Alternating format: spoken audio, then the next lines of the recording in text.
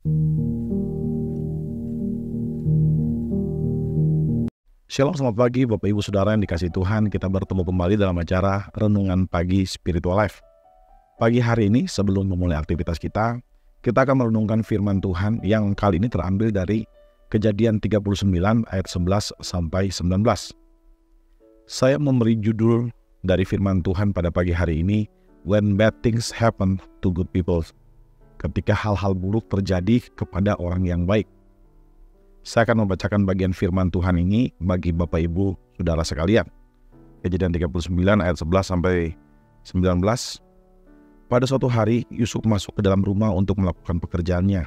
Sementara tidak seorang pun dari seisi rumah itu berada di rumah.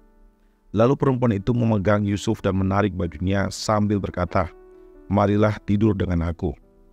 Tapi Yusuf meninggalkan bajunya di tangan perempuan itu dan lari keluar. Ketika dilihat perempuan itu bahwa Yusuf meninggalkan bajunya dalam tangannya dan telah lari keluar, ia berteriak, memanggil seisi rumah. Katanya kepada mereka, "Lihat, ia membawa seorang Ibrani kepada kita, supaya orang ini mempermainkan kita. Orang ini mendekati aku untuk tidur dengan aku, tapi aku berteriak dengan suara keras. Ketika ia mendengar aku berteriak sekeras-kerasnya, ditinggalkannya lah bajunya kepadaku dan ia lari keluar. Perempuan itu lalu menaruh baju Yusuf di sisinya sampai tuannya pulang. Ia pun menyampaikan kepada Potifar cerita yang sama. Katanya, hamba orang Ibrani yang kau bawa kepada kita mendekati aku, hendak mempermainkan aku. Namun aku berteriak sekeras-kerasnya, ditinggalkannya lah bajunya kepadaku. Lalu ia lari keluar, mendengar cerita yang disampaikan istrinya kepadanya. Begitulah aku diperlakukan oleh hambamu itu, bangkitlah amarah tuannya." Bapak Ibu Saudara yang dikasihi Tuhan, di dalam bagian firman Tuhan yang baru saja kita baca ini merupakan kelanjutan dari kehidupan Yusuf di Mesir. Di sana dijelaskan bahwa Yusuf setelah itu dia dijual ke Mesir dan dia mendapatkan posisi yang penting di rumah Potifar. Dan Potifar adalah pejabat istana. Nah, saudara, kalau kita membaca di bagian pembacaan sebelumnya, kita melihat bahwa Tuhan menyertai Yusuf di Mesir. Dan apapun yang Yusuf kerjakan itu berhasil. Dan karena itulah maka Potifar kemudian menyerahkan seluruh miliknya untuk diurus oleh Yusuf. Dan Yusuf bekerja dengan penuh integritas. Nah, saudara, dijelaskan juga bahwa Yusuf itu adalah elok, seorang pemuda yang elok parasnya. Dan istri Potifar itu suka dengan Yusuf. Dan seringkali dia mengajak Yusuf untuk berselingkuh dengan dia. Tapi Yusuf menolak. Menariknya, dalam pembacaan sebelumnya, Yusuf menolak dan dia berkata dia tidak mau berdosa kepada Tuhan. Dan dia juga tidak mau mengkhianati Potifar, orang yang sudah memberikan kepercayaan penuh kepada dia. Nah, saudara, dijelaskan di dalam pembacaan yang baru saja kita baca, suatu ketika pada saat rumah Potifar sedang sepi, maka istri Potifar ini kemudian mendekati Yusuf, memegang jubahnya, bajunya Yusuf, dan dia mengajak Yusuf untuk tidur dengannya.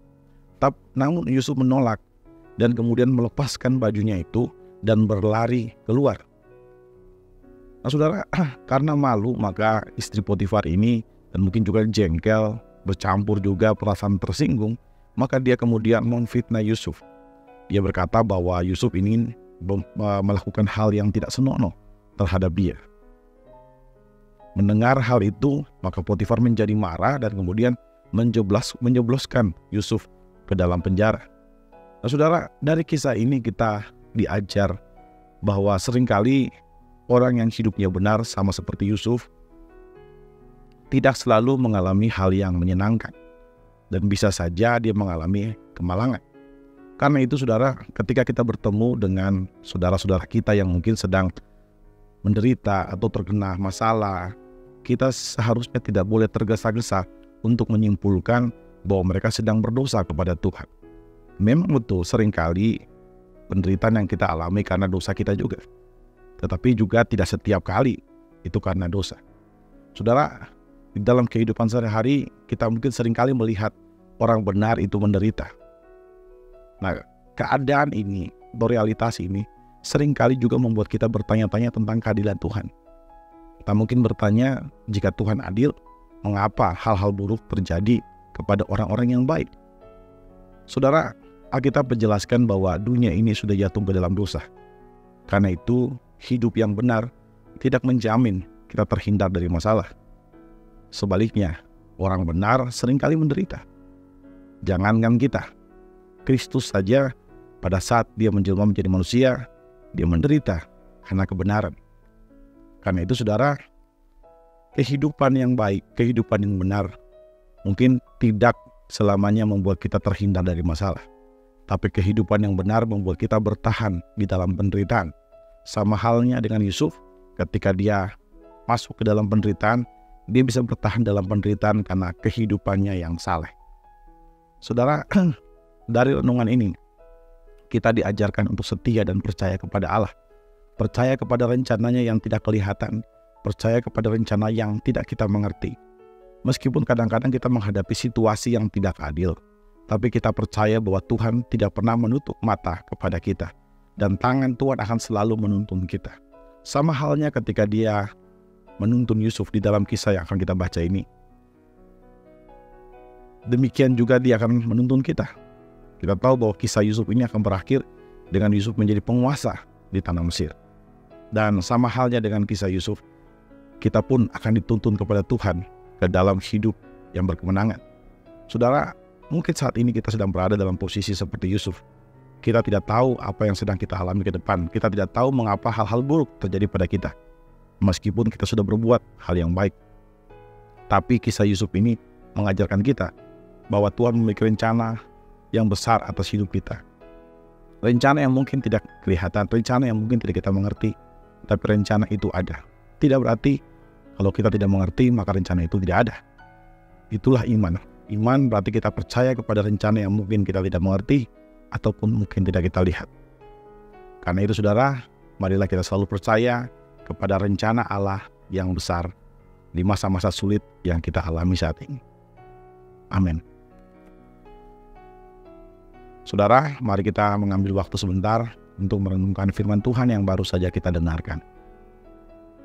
Saudara, apakah saat ini saudara sedang menghadapi masa-masa yang berat, atau saudara sedang diperlakukan dengan tidak adil? Mari kita mengambil waktu sebentar untuk berdoa, meminta agar Roh Kudus memberikan kepada kita kemampuan untuk percaya dan berserah kepada Tuhan. Percayalah bahwa Tuhan memiliki rencana yang baik di balik setiap situasi yang sedang kita hadapi saat ini.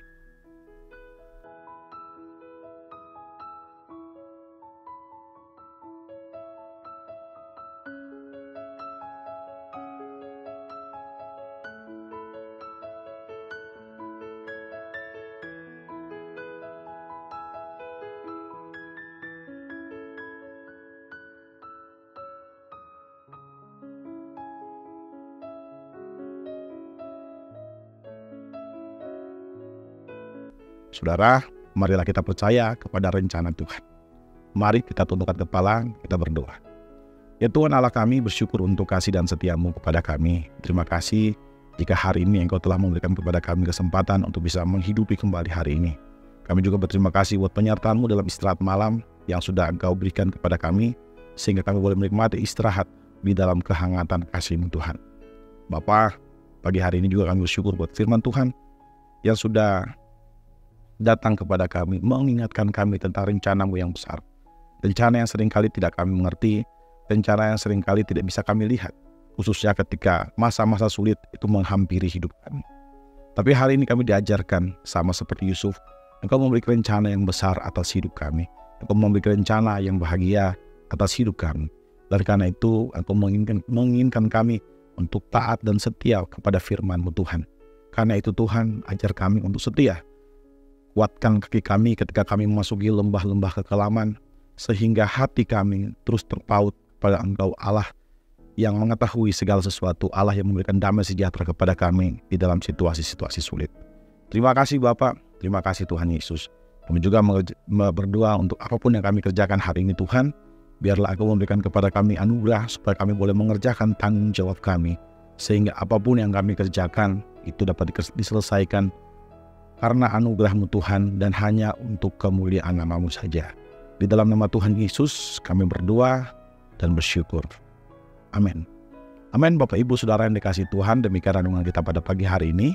Selamat menjalani hari ini dan Tuhan Yesus memberkati Bapak Ibu Saudara sekalian.